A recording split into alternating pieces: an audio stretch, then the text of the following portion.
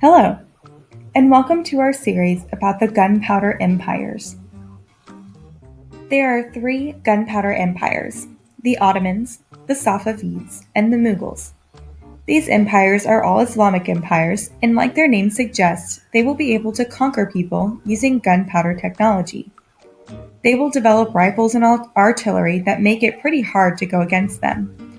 All three empires share the common trait in that they have a well-organized government made up of loyal bureaucrats, and each empire will blend their culture with the people they conquer to create a high point in Islamic culture.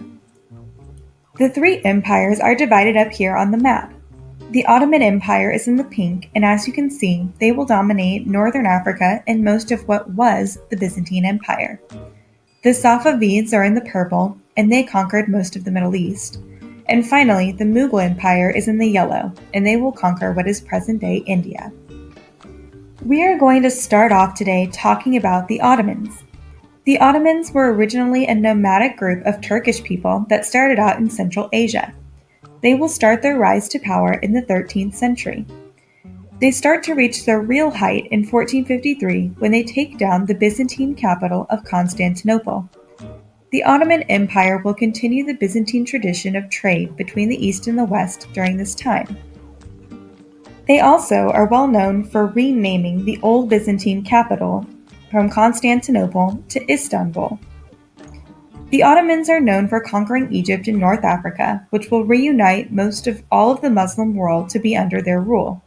The only other large-scale Islamic territories that will not fall under the Ottoman control will be Persia and Afghanistan, who will later be under the Safavid Empire. The Ottomans had a great bureaucratic system. The leader of the Ottoman Empire was called a sultan, and he ruled from Istanbul. He governed as an all-powerful ruler, and there were few checks on his power. He was assisted by a special army called the Janissaries, which were named after soldiers who were recruited from early childhood to be soldiers in the Ottoman army. Think of them as the elite forces, or, if you watch Game of Thrones, as the Unsullied. They were often taken from their families of conquered people. Jewish and Christian people will be allowed to live peacefully within the Ottoman Empire. They were often represented by their own leaders at court and were allowed to abide by their own laws and collect their own taxes, as long as they still paid some of that towards the Ottoman state. In the 1500s, the Ottomans will perhaps have their greatest ruler, Suleiman the Magnificent. I wish I had a name like that. And a hat like that. It is under Suleiman that the Ottomans reach their greatest height land-wise, and they will grow extremely wealthy as they hold control over most of the trade going on in the Mediterranean. But they will be kicked out of the Mediterranean region around 1571 by the Spanish and the Venetians, because they were tired of outsiders collecting on their trade territory. The Ottomans are well known for their art and architecture. The Hagia Sophia, as seen in the picture on the right, gained its 5 minarets, or the tall pointy things seen in the picture from the Ottomans, who restored the old Eastern Orthodox Church and transformed it into a mosque. You will see many other examples of this style of architecture throughout what was the Ottoman Empire. The Ottomans experienced their own cultural renaissance during the reign of Suleiman, and their art will gain popularity worldwide. Let me preface this section by saying that when we talk about the Ottoman decline, we are talking about a very long time period. They will start their gradual decline around 1700 and don't officially end until around 1918. The Ottomans will continue to grow weaker over time because of the power struggles that ensue between rulers and their adversaries. Suleiman and other rulers like him were so paranoid about keeping their power that they would execute and jail any brothers, sons, or close relations that they thought might have power or be too popular. This, over time, will lead to only weak leaders being able to take the throne, because anyone who was capable was disposed of before they could gain too much power. By the outbreak of World War I, the Ottoman Empire was so weak it was known as the sick man of Europe, and by the end of World War I, it will cease to exist. Next up is the Safavid Empire. The Safavid Empire comes to power in Persia during the early 1500s. around the same time as the height of the Ottoman Empire.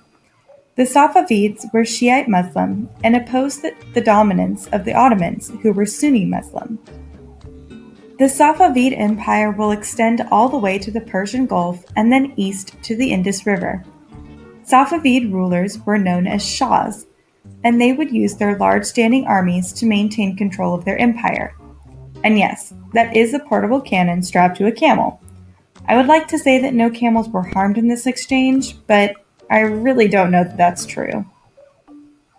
The greatest ruler of the Safavid Empire was Shah Abbas, who came to power in 1587. Shah Abbas was a ruler that believed outsiders had valuable things to teach his empire, and he took ideas from neighboring groups to improve the Safavid Empire.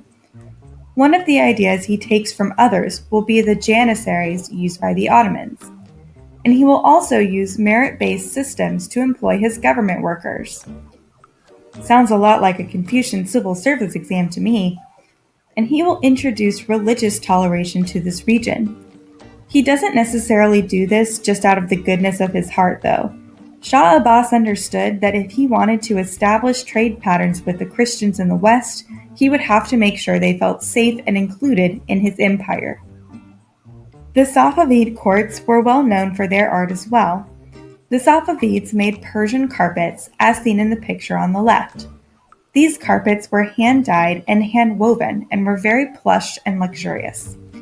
People from all over the world wanted these carpets, and many of you might have a Persian rug knockoff in your house today.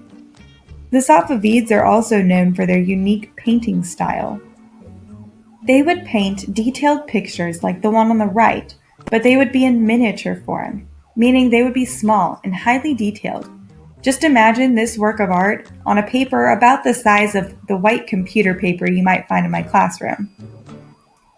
The decline of the Safavids happens much sooner than the Ottomans. Like the Ottomans, Shah Abbas and other rulers like him kill or get rid of most of his capable sons and brothers to ensure that they keep their power. As a result, weak leaders will take power and ultimately lead to the demise of the empire. The Safavids will officially fall in 1747. The final gunpowder empire is the Mughal Empire. The Mughals were a Muslim group that descended from the Turks, Afghans, and Mongols living in Central Asia. Like the Ottomans and the Safavids, the Mughals built a powerful army with guns and cannons. I have also applauded their use of animals by the Mughals and the Safavids. I wonder if riding an elephant made you more of a target or less of a target. Way back in the 11th and 12th centuries, Turkish Muslims will invade India's northern plains. As they conquer India, they will destroy Hindu temples and cities, which, as you can imagine, greatly angered the native Indians that lived there.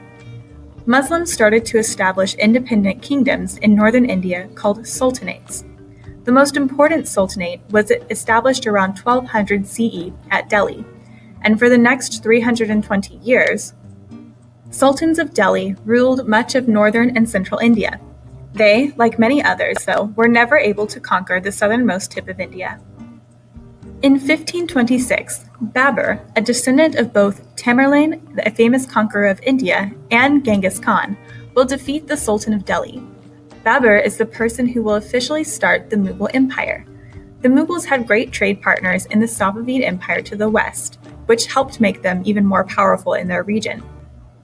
Babur's grandson Akbar will take power in 1556 and will lead the Mughals into their height.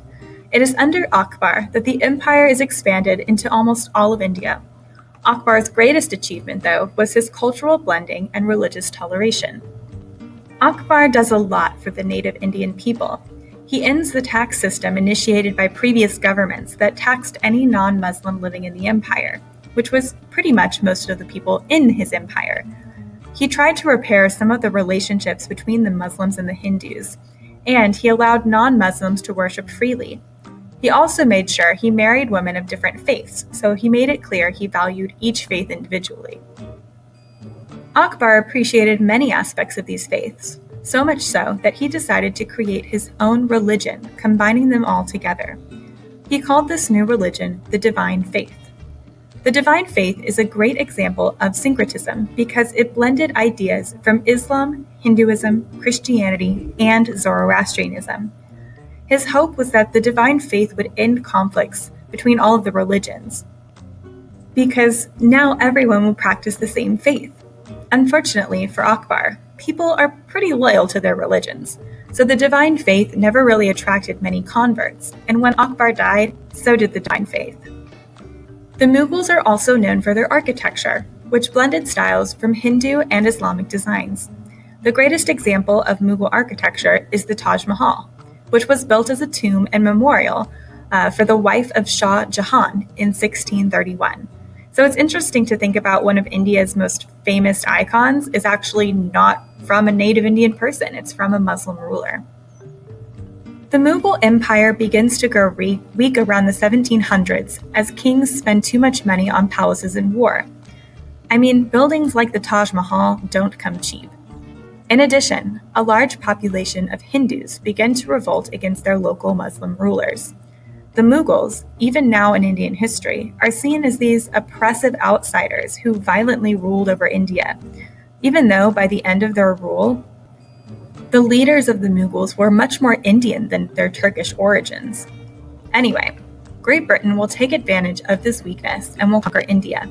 They remove the last Mughal emperor from power in 1858. This will mark a high point in European colonization as India comes under British rule and exploitation for the next 100 years. This concludes our lecture on the Gunpowder Empires. These Islamic empires spread their religion and technology around the Middle East and Asia, and are responsible for many cultural icons we have today. Thanks for watching.